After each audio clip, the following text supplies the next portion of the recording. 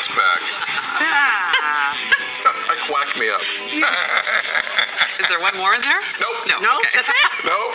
Because I'm feeling there's one more. Story of my life. Don't ask for a third. I got it. Welcome back to BT.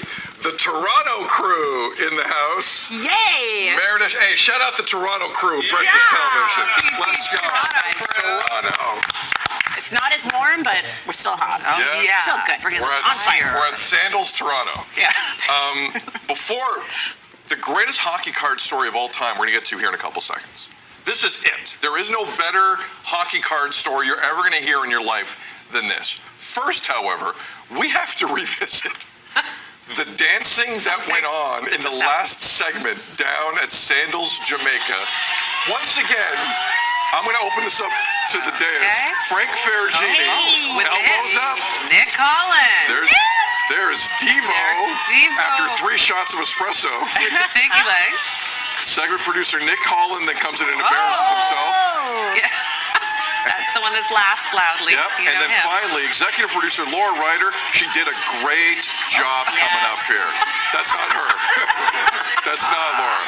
No. She's coming up, though. There she is. There she is. There she Oh, is. there she is. All right. She said cut. She's the boss. She got it. She was like, cut. She's like, no. Yeah. Did we slow-mo that? Janine's? Did we? Oh, maybe not. You know what? Maybe we'll break it down again later. Because that's a whole a series of analysis that's needed to break down some that. moves were Who's shown. the best and worst dancer of the group?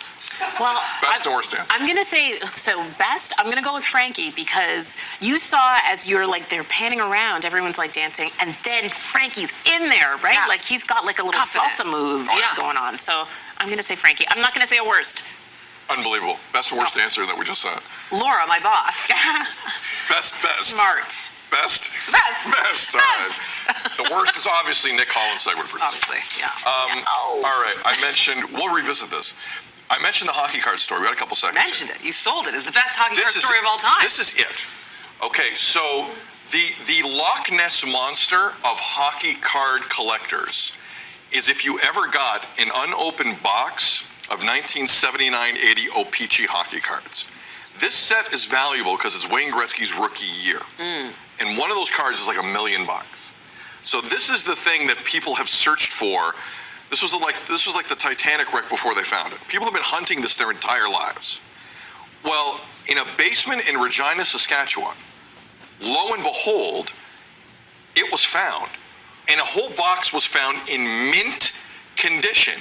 Inside the unopened box, 16 smaller boxes, 48 packs in each of those boxes, 10 cards in each of those packs, for a grand total of 7,680 cards in that unopened box. Now, the family that found this has put it up for auction through Heritage Auctions. Right now, the top bid is $1.3 million. You have another 25 days to put in your bid. But to both of you, my question is this. If a Gretzky card is worth $1 million, and there could be anywhere from 10 to 20 Gretzky rookie cards in that whole box that you saw, do you not keep the box, open it yourself, and go hunting for Wayne? Or do you just put it up for option and you might get 5 or 6 million out of it? What's the sure bet in your opinion, Meredith Shaw? Or there could be nothing, Sid. I have sat beside many, for my brother, now Will, opening up hockey cards, opening up Pokemon cards, always going for the Gretzky of that bunch, right? Nothing. So there could be nothing. So you could get more on the auction. There could be nothing. There could be none of them in there. Or there could be 20 of them, and you're sitting on at least, you're like Steve Carell in the 40-year-old version with the unopened toys, a fortune here, potentially. Tammy Sutherland, if you find this in your basement, what do you do? It's like Deal or No Deal. Yes. Like, I am opening up those cards. I don't think I would have it in me to let them go. I'm too curious not to go through them. And the thrill of the hunt, you're right, though, could be nothing, but I'd give it a shot. I'd have to open it up. The journalist in you I gotta would not let it go. It's like Charlie in the Chocolate Factory, like the golden ticket. Yeah. Like, but would you be going in with an X-Acto knife? Like, because unopened is the value, correct? Well, I think open Gretzky is the value. See, that's how I'm looking at it. Okay. You're right, it could be nothing, or you just made like $18 million like that. feedback@breakfasttelevision.ca. You find this box with Gretzky rookies possibly laced all on the inside of it. What do you do? So you're saying we should put in a bet or bid or something? It's only 1.3 Because it's million. 1.3. If there's 20 in there, Pass the hat around. you could pay 1.3 and get something worth 20 million. It's like we buy Bargain. Kev, we buy the Roger's okay with it. We buy the Yeah, box, put in a bid.